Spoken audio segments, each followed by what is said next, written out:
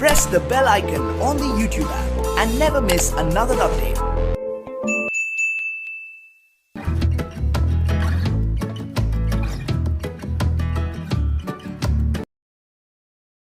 Hello everyone, welcome back to the Python tutorial series.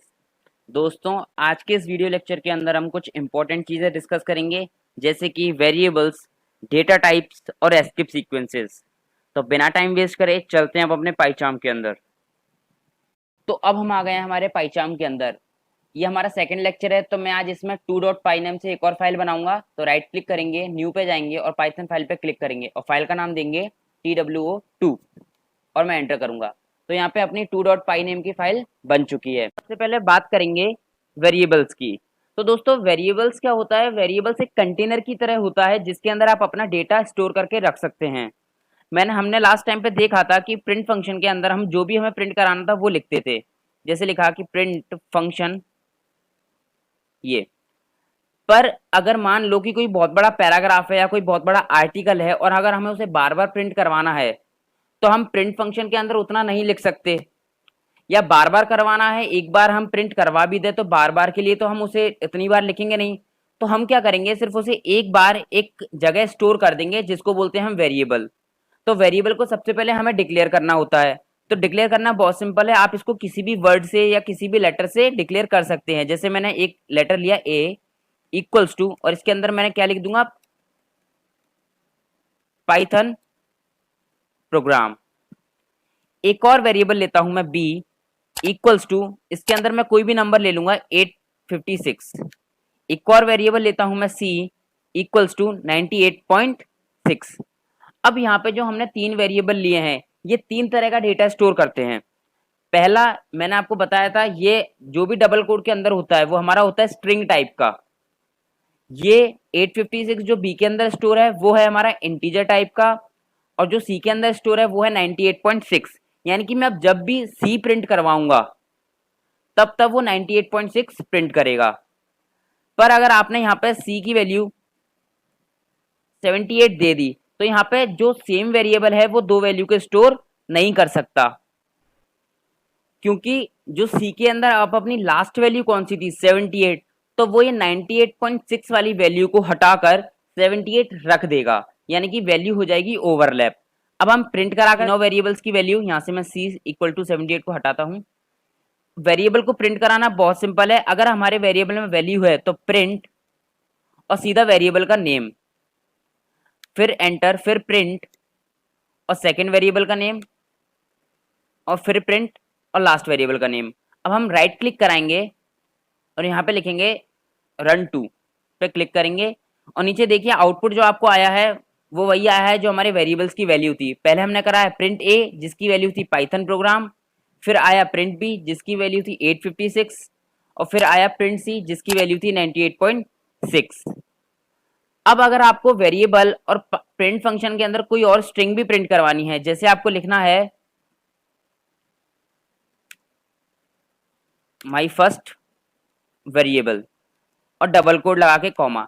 मैंने आपको last time जो बताया था कि जब हमें इंटीजर और स्ट्रिंग या अलग अलग वैल्यूज को एक साथ प्रिंट करवाना हो तो हम कैसे करवाते हैं, तो उसी टाइप से आपको जो भी स्टेटमेंट प्रिंट करवाना है आप वो लिख सकते हैं, और कॉमा लगा के आप अपने वेरिएबल लिख सकते हैं जिसके अंदर आपकी वैल्यू स्टोर है। अब हम रन करवाएंगे तो देखिए यहाँ पे आउटपुट में आया है माई फर्स्ट वेरिएबल और उसके आगे आपकी वेरिएबल की वैल्यू। अब हम बात करते हैं डेटा टाइप की। तो डेटा टाइप क्या होता है दोस्तों, कि जिस टाइप का डेटा ये वेरिएबल होल्ड करे हुए हैं वो उसका डेटा टाइप होता है। चलिए मैं आपको बताता हूं कैसे। कि ये जो A है उसने डबल कोड के अंदर एक डेटा होल्ड करा हुआ है जिसको अपन बोलते हैं स्ट्रिंग। यानी कि जो भी वर्ड इंग्लिश अल्फाबेट लेटर से या वर्ड से जो भी बनता है वो हमारा होता है स्ट्रिंग। ये एक बड़ा सेंटेंस भी हो सकता है या सिंपल एक वर्ड भी हो सकता है। जैसे अगर मैं सिर्फ पाइथन लिखूं तब भी ये स्ट्रिंग माना जाएगा, और Python is a programming language लिखता हूं तब भी ये हमारा स्ट्रिंग में ही माना जाएगा। अब हम बात करें B की, तो B के अंदर क्या है 856। अब B के अंदर जब हमारा 856 है वो हमारा किस टाइप का है, इंटीजर टाइप का। कैसे कि जो 856 है वो एक न्यूमेरिक डिजिट है, और हम न्यूमेरिक डिजिट को बिना डबल कोड के डायरेक्ट स्टोर करवा सकते हैं, तो वो हमारा इंटीजर टाइप का माना जाएगा। अब 98.6 जो मैंने लिखा है, अब आपको देखने पे पता चल रहा है कि इसमें डेसिमल है, और डेसिमल जो हमारी नंबर्स होती हैं उसको अपन प्रोग्रामिंग की लैंग्वेज में बोलते हैं फ्लोट नंबर्स। तो जो डेसिमल नंबर होती हैं उसको कैसा डेटा टाइप माना जाता है? फ्लोट। तो मैं इसके आगे लिख दूंगा फ्लोट।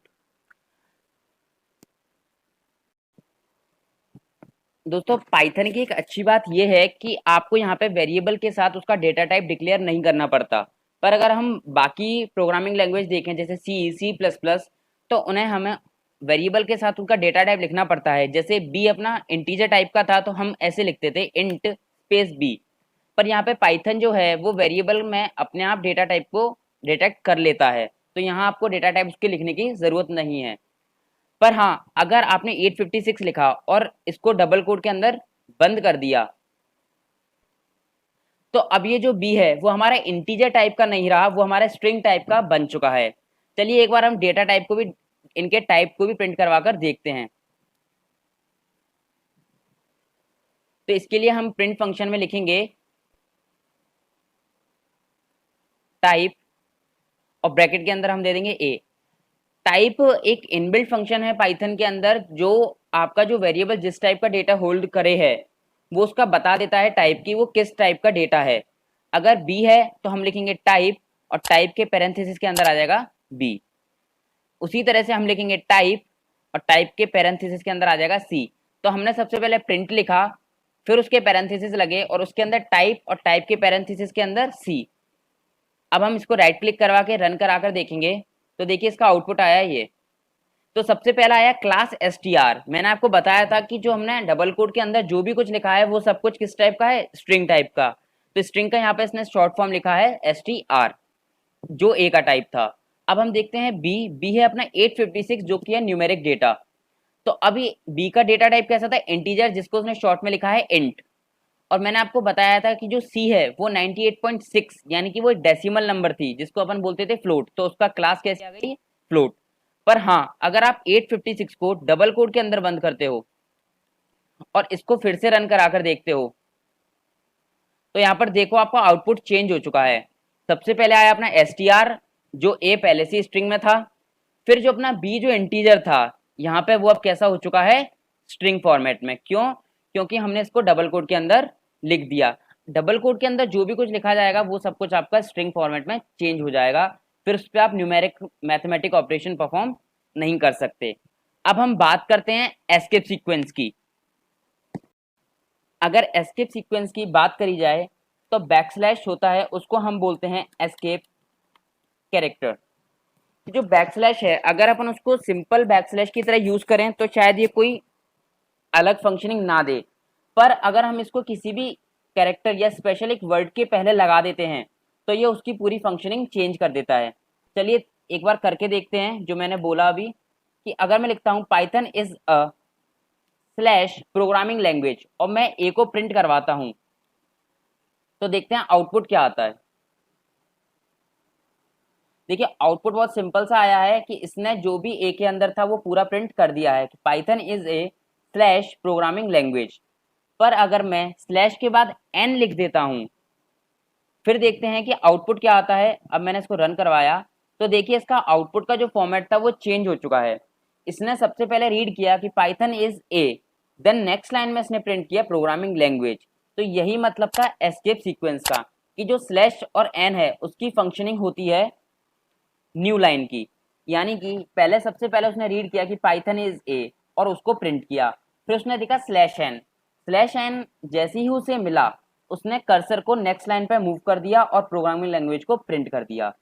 चलिए एक और एस्केप सीक्वेंस उसकी बात करते हैं हम, स्लैश टी। स्लैश टी का मतलब होता है टैब। अब इसकी फंक्शनिंग अपन देखते हैं, राइट क्लिक करा के हम रन कराएंगे तो देखिए यहाँ पे पाइथन इज ए और उसके बाद एक टैब जितना इसने स्पेस दे दिया है और फिर उसके बाद प्रिंट किया है प्रोग्रामिंग लैंग्वेज।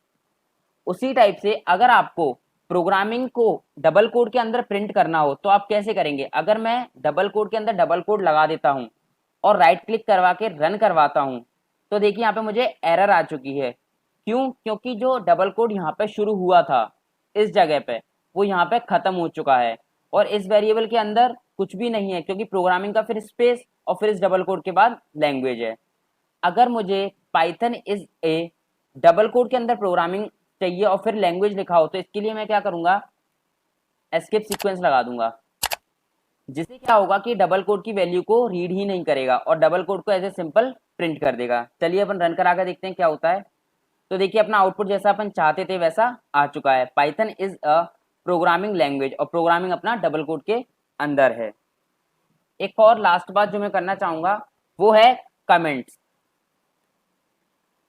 कमेंट्स दोस्तों प्रोग्रामिंग में बहुत इंपॉर्टेंट होते हैं, क्योंकि जब आप कोड करने के बाद थोड़े टाइम बाद अपने कोड को देखते हैं तो शायद आपको कुछ चीज़ों की फंक्शनिंग याद ना रहे।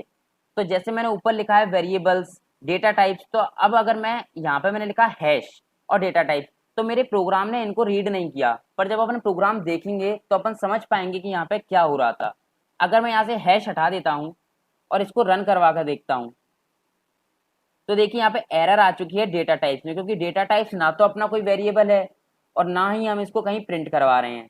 तो अगर आपको सिंगल लाइन कमेंट देने हैं तो आप हैश का यूज कर सकते हैं, पर अगर आपको मल्टी लाइन कमेंट देना है तो मल्टी लाइन कमेंट जैसे अगर आपको एक से ज़्यादा लाइन में कमेंट लिखना है तो आप ट्रिपल कोट का यूज कर सकते हैं और इसके अंदर आपको जो भी अपना कमेंट लिखना है आप अपना कमेंट लिख सकते हैं, तो अपना जो इंटरप्रेटर होगा वो इसको डिटेक्ट नहीं करेगा।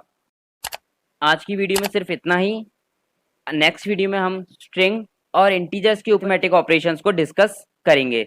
आपको कोई क्वेरीज हो आप कमेंट सेक्शन में हमसे पूछ सकते हैं। Thank you.